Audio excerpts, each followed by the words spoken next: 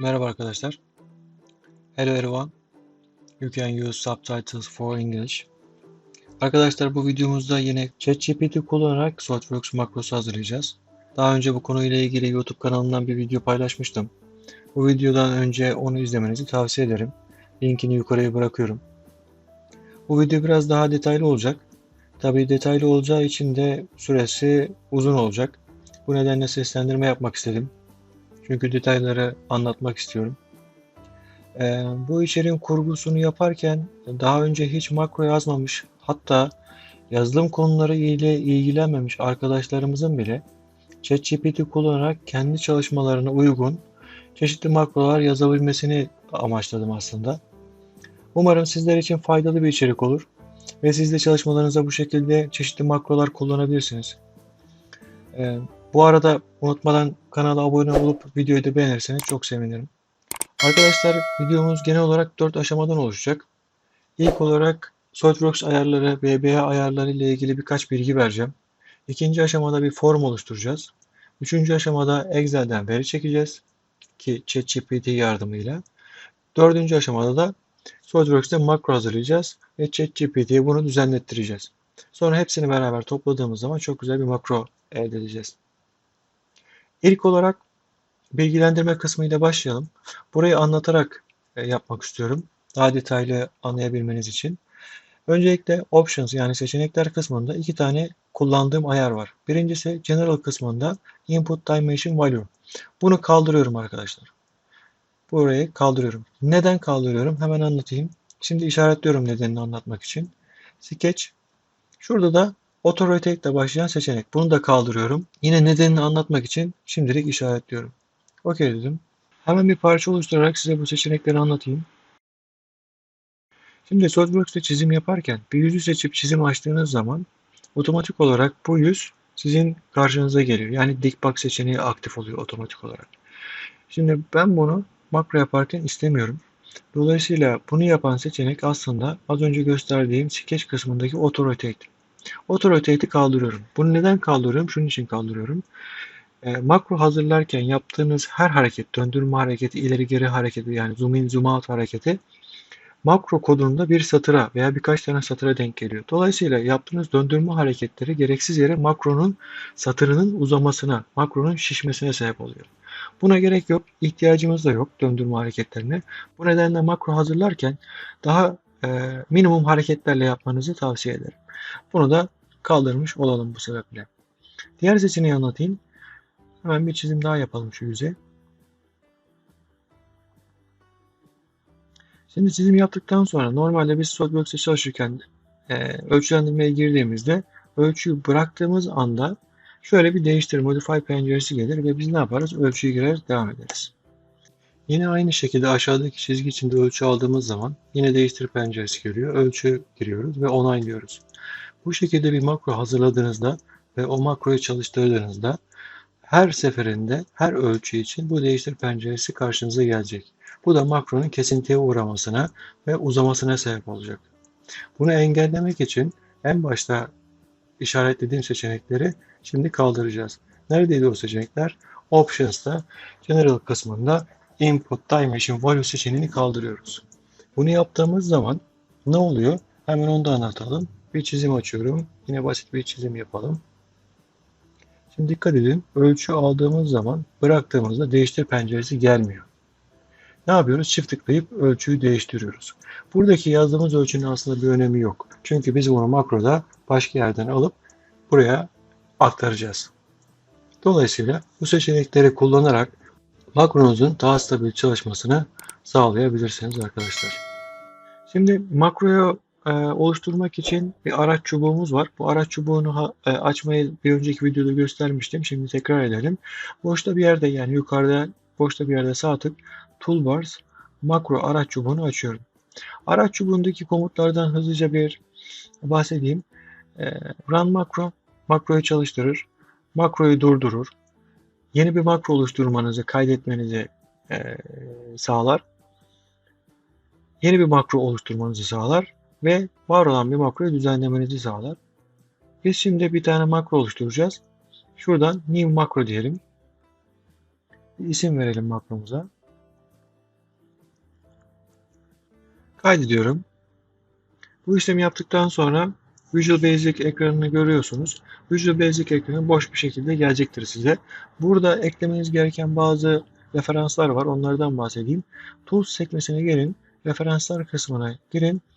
Bu pencerede görmüş olduğunuz işaretli kısımların, işaretli seçeneklerin sizde de işaretli olduğundan emin olun. Ayrıca şöyle aşağı doğru geliyorum. Microsoft Form 2.0 Object Library'nin de işaretli olması önemlidir. Çünkü Excel'den veri çekeceğimiz için buna ihtiyacımız olacak. Eğer sizde bu yoksa aşağıda dosya yolu var. Bu dosya yolundan FM20 olarak aratırsanız ve bunu bulursanız ve yüklerseniz sizin de kütüphanenize yerleşecektir. Bunu bulmak için de browse komutunu kullanabilirsiniz. Browse deyip buradaki dosya yolundan FM20 işaretlemeniz ve OK demeniz yeterli olacaktır. Bunun haricinde başka makrolarda işinize yarayabilecek birkaç tane seçenek vardı. Onları da size göstereyim. İsterseniz onları da etkinleştirebilirsiniz. Bizim bu makromuzda çok ihtiyacımız olmayacak. Bulabilirsem göstereceğim. Şu iki tane seçeneği de işaretleyebilirsiniz. Bazen bu kütüphanenin nesnelerinde kullanabiliyor. OK dedim. Bu ikisini işaretledik. Şimdi son bir şeyden daha bahsedeceğim. Ondan sonra form hazırlamaya geçeceğiz. Arkadaşlar bu pencerede C Program File SolidWorks Corp SolidWorks API klasörü içerisinde SolidWorks'ün içerisinde kullandığınız tüm uygulamalarla ilgili API'ler var. API Help dokümanları var. Dolayısıyla SolidWorks ile ilgili merak ettiğiniz herhangi bir API Help'ini veya bir komutunu, bir makro komutunu buradaki dokümanları inceleyerek bulabilirsiniz. Bir hatayla karşılaştırdığınız zaman veya bir komut aradığınız zaman çift tıklayıp açtığınız zaman şöyle bir pencereyle karşılaşacaksınız. Mesela buraya işte drawing yazdığınız zaman drawing ile ilgili çeşitli komutlar, örnekler göreceksiniz. Mesela şurada örnekler varmış. Detayını bilmiyorum ne olduğunu. Create Relative Drawing View Example demiş mesela. Şöyle bir makro örneği var. Bunu kullanabilirsiniz. Belki ihtiyacınız olan birkaç tane makroyu da hazır olarak buradan bulma şansınız var. Herhangi bir hatayla karşılaştığınız zaman da hatayı aldığınız komutun ismini buraya yazarsanız buradan da o kodu veya komutu her neyse onu buradan bulma şansınız var. Burası da size birçok bilgi sağlayacaktır. Bunu da kapatalım. Bilgilendirme kısmını geçtikten sonra şimdi form oluşturma kısmına gelelim. Form eklemek için Visual Basic kısmında şurada arkadaşlar User Form seçeneği var. User Form seçeneğini tıkladığınız zaman otomatik olarak bir tane form oluşturur ve User Form ismini verir. Form içerisinde bir tane de araç çubuğumuz var. Birazdan kullanacağız. Formu biraz büyütelim. Bizim burada kullanacağımız birkaç tane araç var. Mesela Textbox kullanacağız. Label kullanacağız. Combo Box kullanacağız.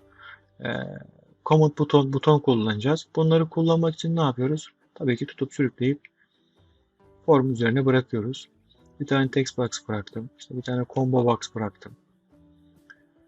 Buton koyalım. Bir tane daha buton koyalım. İsterseniz şey yapabilirsiniz. Ctrl+C, Ctrl+V yapabilirsiniz.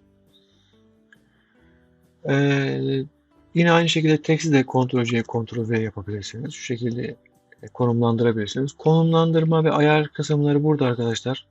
İşte ölçüleri ayarlayabilirsiniz. Hatta şöyle sınıflandırılmış şekildedir. İşte pozisyonlarını ayarlayabilirsiniz. Büyüklüklerini ayarlayabilirsiniz. İçerisindeki yazı tipini ayarlayabilirsiniz. Gibi çeşitli ayarlar var. Burada benim için önemli olan şey text box'ların şuradaki name'leri. Çünkü ben birazdan ChatGPT'ye bunu açıklarken buradaki isimlerini kullanacağım. Dolayısıyla buradaki isimlerini değiştirirseniz ChatGPT bunu anlatırken onu kullanmanız, o ismi kullanmanız önemli arkadaşlar. Yine burada kullanacağım bir araç daha var. Şu resim ekleyeceğim. Şöyle ekliyorum. Bunu büyütüyorum şöyle. Komutun üzerine tıkladığım zaman yani resim komutun üzerine tıkladığım zaman sol tarafta Picture kısmında 3 noktaya tıkladığım zaman bakın JPEG, BMP şurada görüyorsunuz uzantıları. Bu uzantılarda dosya ekleyebilirsiniz. Ben şuradaki daha önceden hazırladığım bir resmi buraya ekleyeceğim. Resmi ekledim. Tam olarak sığmadı. Sığdırmak için de hemen şuradaki Size Mode kısmından size uygun olan modu ben Stretch yapacağım. Stretch seçeneğini seçerek biraz büyütüyorum. Yani pencereye sığdırıyorum. Daha sonra da istediğiniz kadar büyütüp veya küçültüp formunuza bu resmi yerleştirebilirsiniz. Yine ben bir resim daha ekleyeceğim. Örnek veriyorum. İşte şuraya bir tane civatanın bitmiş halini ekleyelim. Şöyle. Şurada bir tane resmim var. Onu da şuraya ekleyelim. Yine bunu stretch yapalım. Şöyle. Şimdi formu bu şekilde devam edeceğim. Videoyu uzatmamak için burada keseceğim. Bitmiş halinden artık makro yazdırma komutlarına gireceğim. Bitmiş halinde tekrar görüşürüz. Evet. Form tasarımı bitti arkadaşlar genel olarak. İstediğiniz gibi formu tasarlayabilirsiniz. Ben hızlıca bu şekilde tasarımımı yaptım. Biraz büyüteyim. Birkaç ekleme daha yapacağım. Bu arada tasarım yaparken iki tane öğeyi seçip işte sağ tıklayıp hizalama komutlarını kullanabilirsiniz. Bu işinizi kolaylaştırabilir. Yine daha önce bahsettiğim işte bir objeyi seçtiğiniz zaman sol tarafta özellikleri var. Bu özellikleri biraz kurcalayabilirsiniz. Şimdi burada butonlar var. Butonların en baştan söylediğimiz gibi şuradaki name'lerini değiştirmemeniz önemli. Değiştirirseniz de ne olduğunu birazdan ChatGPT'ye söylememiz lazım. Ama ben tabi burada bu şekilde yazmasını istemiyorum. Şuradaki caption kısmını değiştiriyorum. Buradan işte select Excel diyelim. Buradan Excel seçelim. Excel'in dosya yolu buraya gelsin. Hatta dosya yolu buraya geldiği zaman da değiştirilebilir olmasın dosya yolu. Hemen onu şuraya false yapalım. Buraya false olduğu zaman text box'ın içerisindeki yazan değeri değiştiremeyeceğim. Şuraya gelelim. Buradan ismini de değiştirelim. Get data diyelim. Excel'den verileri getirmek için bunu kullanalım. Verileri buraya getirsin. Sonra bu da Excel'deki ölçüleri. Burada seçtiğim metrik işte 6 civatanın bütün ölçülerini aşağıya getirsin istiyorum. Bu da get dimension olsun. Get dimension diyelim. En sonunda şurada da bir tane butonum var. Buna da artık create bold diyelim. Civatayı oluşturun. Şimdi arkadaşlar mantık olarak şöyle kurguladığım mantık. Bir Excel seçeceğim. Birazdan Excel'i size göstereceğim. Excel seçeceğim. Excel'deki değerlerin buraya gelmesini sağlayacağım. Bir combo box'a gelmesini sağlayacağım. Buradan seçtiğim herhangi bir seçeneğe göre aşağıya ölçülerin gelmesini istiyorum. Bu ölçülere göre de civatın oluşturulmasını istiyorum. Excel'i açayım size. Şu Excel.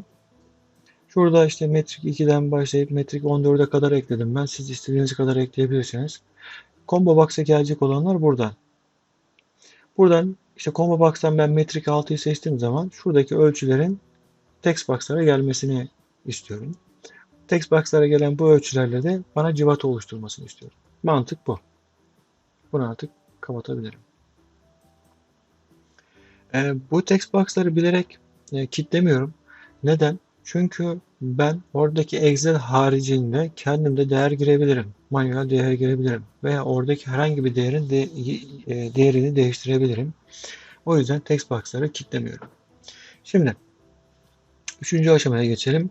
Önce bunun Excel'in seçilmesi, dataların getirilmesi konusuyla ilgili makroyu ChatGPT'ye yazdıralım. ChatGPT'yi açalım. İşlemlerimize geçmeden önce ChatGPT ile ilgili birkaç bilgi vermek istiyorum arkadaşlar. ChatGPT'yi doğru kullanabilmemiz için doğru sorular sormamız lazım.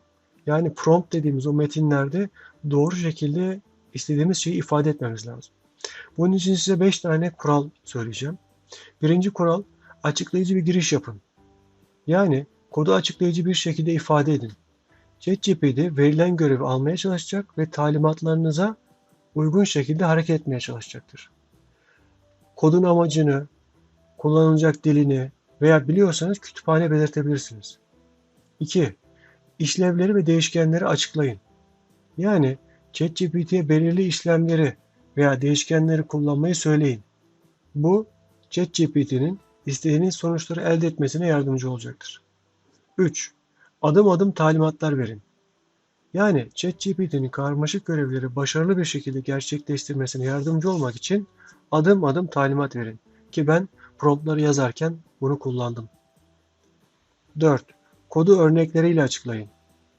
ChatGPT'ye benzer bir görevin örnek kodunu göstererek ona rehberlik edin.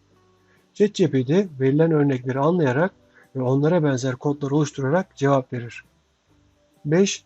Daha spesifik talimatlar verin.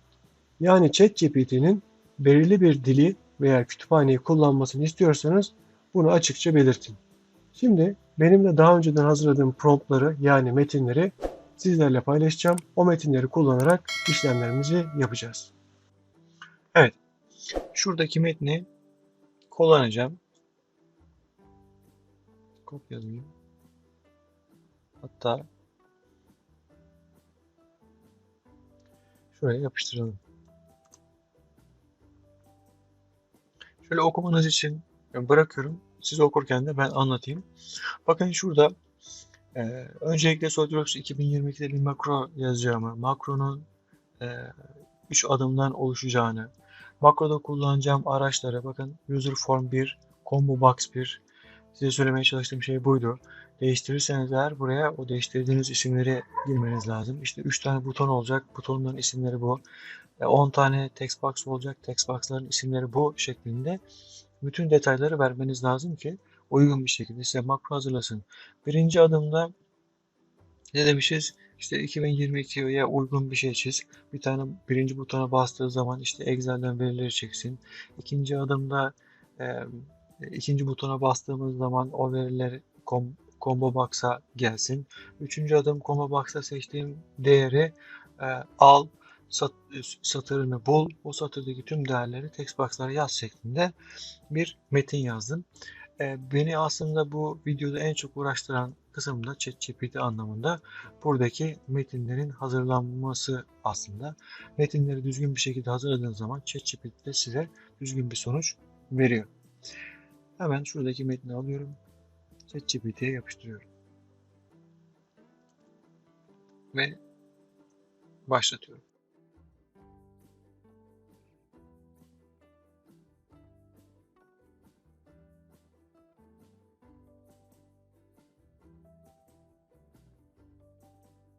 Bizim istediğimiz şeylere göre bir kod yazdı. Hemen kodu denemek için kopyalıyorum.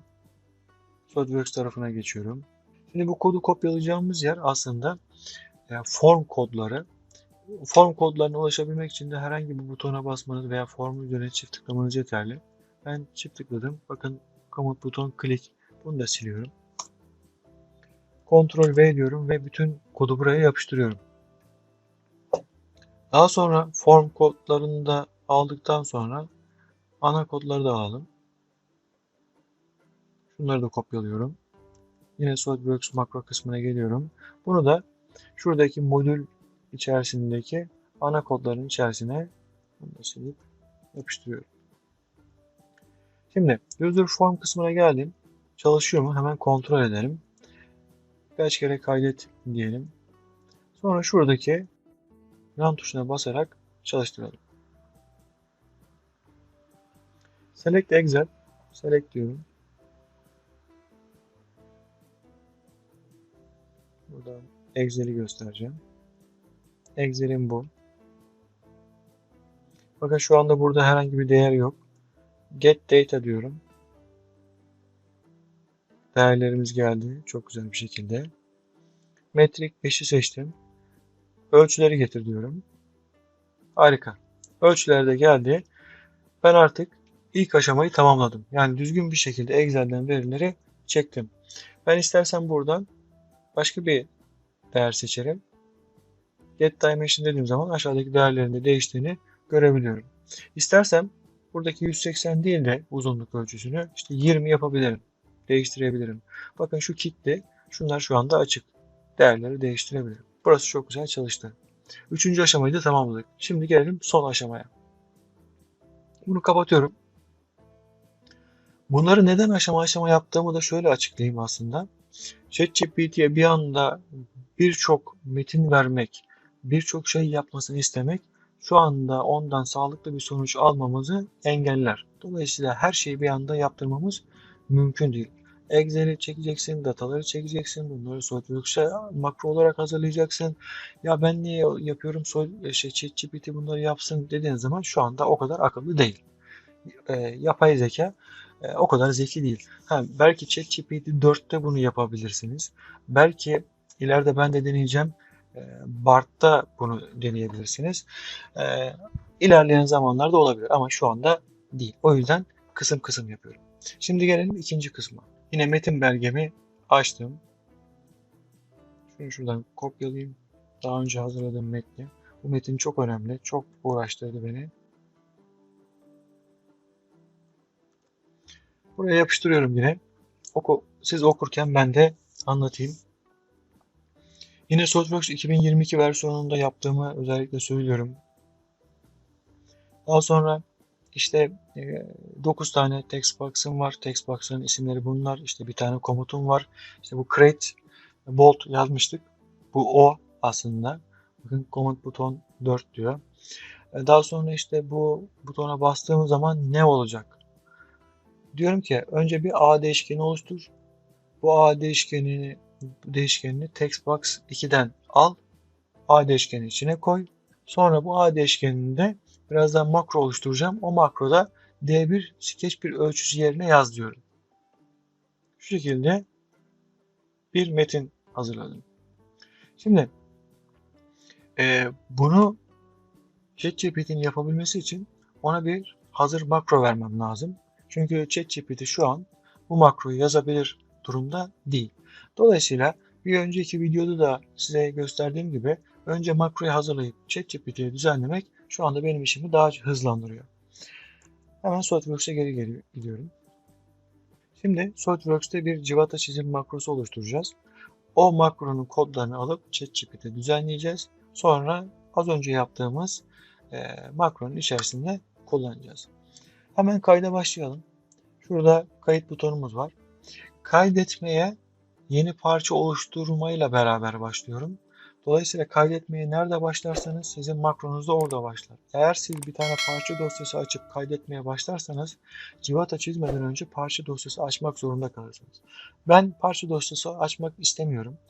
Ben makromun şu ekrandan başlamasını istiyorum. O yüzden ben de kayda bu ekrandan başlıyorum. Kayda başlatıyorum. Yeni bir parça açıyorum. Çizime başlıyorum. Çizim yaparken ölçülere hiç dikkat etmenize gerek yok. Zaten bu ölçüleri biz makroya beraber vereceğiz. Sadece ölçü sıramız önemli. Bakın geldim. Ölçü bıraktım. Çift tıkladım. Buraya 50 diyorum. Ölçü bıraktım. 30 diyorum. Hiç önemli değil ne verdiğiniz. Ama sırası önemli. Buraya 20 diyorum. Döndüreceğim, yarıçap olacak. Burası çift tıkladım. 100 olsun. Şimdi bunu yaptıktan sonra birkaç tane radius ve A ekleyeceğim. Çizimde radius komutunu kullanacağım. 4 diyelim. Burada line'ları seçiyorum arkadaşlar. Yani çizgileri seçiyorum. Neden bunları seçtiğimi özellikle birazdan anlatacağım. Chamfer komutuna girdim. Buraya da 3 diyeyim. Yine çizgileri seçiyorum. Burası ve burası. Bir tane daha radius oluşturalım. Bu da 2 olsun. Şura ve şura. Komutu onayladım. Line'ların sırasını da anlatayım. Line 1, Line 2, Line 3, Line 4, 5 ve 6. Çizim sırama göre line'lar otomatik olarak bu şekilde sıralandı. Bunu neden söyledim onu da birazdan açıklayacağım. Şurayı yardımcı çizgi haline getiriyorum. Döndürsün buradan. Feature, Revolve komutunu kullandım. İçini doldurayım mı dedi. Evet doldur dedim. Bitti. Döndürmeden hemen bir de delik denelim. Bakın döndürmüyorum ve right plane'i kullanıyorum. Plane'leri kullanarak yaparsanız makronuzu sorun yaşamazsınız. Döndürmüyorum. Neden döndürmüyorum? Sorun olacağından değil aslında. Gereksiz satır makroya girmesin diye. Hemen ölçü verelim. Şuradaki iç dairenin ölçüsünü verdim. 30 dedim. Çok önemli değil ne olduğu. Kesme işlemi yapacağım dedim. Terse çevirdim. 10 milimetre kalsın. Komutu onayladım. Bu kadar. Kaydet işlemi yaparsanız makro ile o kaydet işlemini almış olursunuz. Ben kaydet işlemi yapmayacağım. Bu şekilde kalsın. Makroyu durduruyorum. Yeni bir makro oluştur. İsmi önemli değil benim için şu anda. Save yapıyorum. Hemen düzenlemeye girip birkaç konudan bahsedeceğim. Şimdi arkadaşlar oluşturduğumuz makroda gördüğünüz gibi temiz bir makro. Herhangi bir dönme işlemi yok. Varsa da ufak tefek dönme işlemleri vardır. Eğer dönme işlemlerini yaparsanız bu makro böyle aşağı doğru uzar gider. Şimdi radiuslarla ilgili konuya geldiğimiz zaman SolidWorks'te bu şekilde bir makro hazırladığınız zaman bakın şurada radius yaptığımız işlemler var. Şurası. Şimdi her ne hikmetse burası line 1 ama ikinci kısımda line 2'yi almıyor. Point seçtiğiniz zaman hiç almıyor. Bu bir bug olabilir, yazılımsal bir sıkıntı olabilir, başka sebep olabilir. Şu an bizim için önemli değil. Bunun çözümü şu. Line 1 ile line 2 arasında ben radius attığım için şunu kopyalıyorum. Buraya yapıştırıp line 2 diyorum. Burada chamfer vardı. Chamfer doğru. Hatırlayın 1, 2, 3, 4, 5 şeklinde gidiyordu. Dolayısıyla 5 ile 4 arasında veya 4 ile 5 arasında pah var. Yine devam ediyorum. Bakın şurada da yine radius'ta fillet 3 pardon line 3 aşağıda da line 4 olması lazım. Bunu da 4 yapıyorum. Line 3 ile line 4 arasına şu ölçüde bir radius atılmış olarak görüyorum. Hemen şunları da göstereyim. Bakın şurada ölçüleri görüyorsunuz. Birinci ölçü, ikinci ölçü. İşte en başta bahsettiğim ayarları yaparsanız bu ölçüler bu şekilde buraya gelir. Ki siz de bunları değiştirebilirsiniz. D1 Sketch 1, D2 Sketch 1, D3 Sketch 1 bunlar önemli. Bunları metinde biz özellikle belirteceğiz. ChatGPT diyeceğiz ki D1 Sketch 1 yerine kullan. O da buraya kullanacak bizim istediğimiz değerleri.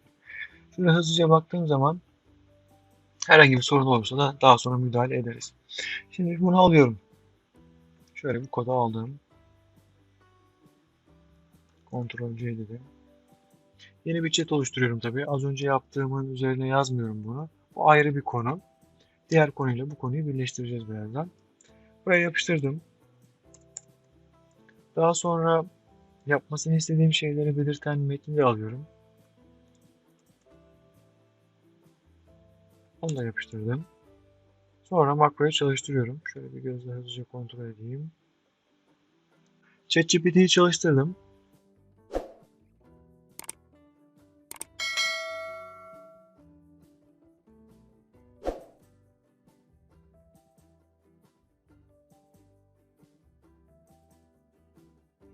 Evet, makromuz tamamlandı. Hemen testini gerçekleştirelim. Kopyalıyorum makroyu. Yoksa açalım.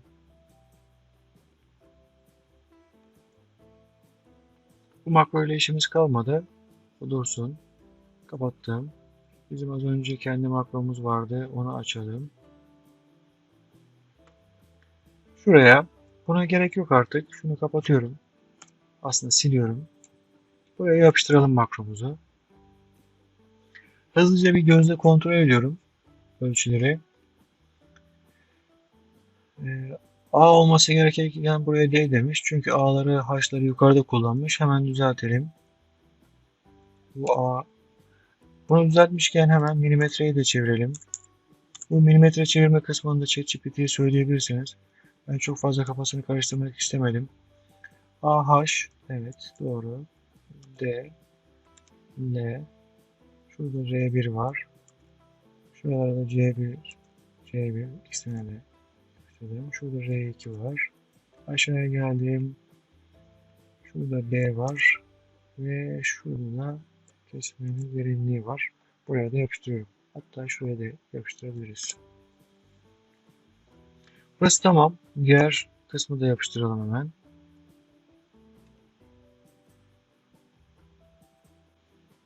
Form kısmına geldim. Create Bold butonun üzerine tıkladım.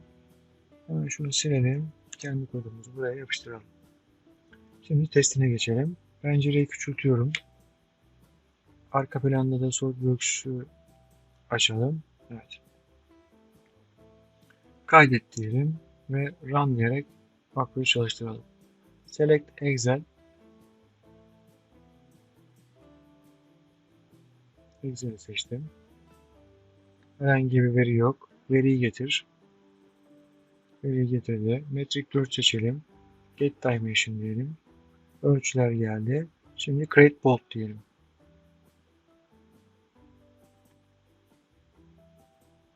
Harika. Oluşturuldu dedi ama bir uyarımız var. Şurada dikkat ederseniz ters gelmiş. Çizginin bir tanesi ters gelmiş. Muhtemelen şuradaki ölçüden dolayı. Hemen düzeltmeyi yapalım. Kapattım. Makromuzu açalım. Oradaki ölçü ana ölçülerden bir tanesi. AHD ölçüsü. D ölçüsüne eksi diyorum. Yönünü ters çevirmek için. Kaydet dedim. Bir daha deneyelim. Run dedim, çalıştırdım. Select Excel.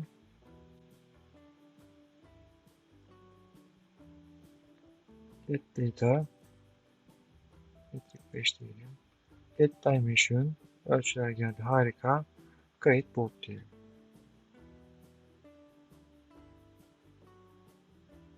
Evet. Bu kadar. Civatamız hazır. Şöyle güncelleyelim. Ahlar var, radyuslar var. Hepsi hazır bir şekilde önümüzde. İsterseniz girip düzenlemesini de yapabilirsiniz. Tüm ölçüler gördüğünüz gibi içeride var. Şimdi birkaç tane daha deneme yapalım.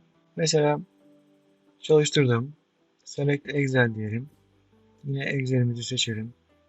Bu arada ben artık bu Excel'i kullanarak bir sürü ölçüyü buraya getirtebilirim. Başka aynı formatta başka Excel'ler yapabilirim. Aynı mantıkta civata değil somun yapabilirim. Başka civata çeşitlerini yapabilirim. Get Data diyelim. Metric 6. Dimension'ı getir. Mesela gelip buradan 120 değil de 20 diyelim. Biraz görülebilir bir ölçü yapalım. Fark edilebilir bir ölçü değiştirelim. L'sini 20. L'si neresiymiş? Burasıymış. Create Bold diyelim.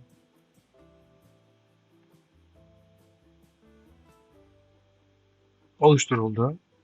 Bakın artık civatalarımızı hızlı bir şekilde oluşturabiliriz ve bunları montajlarımızda ve çalışmalarımızda kullanabiliriz arkadaşlar.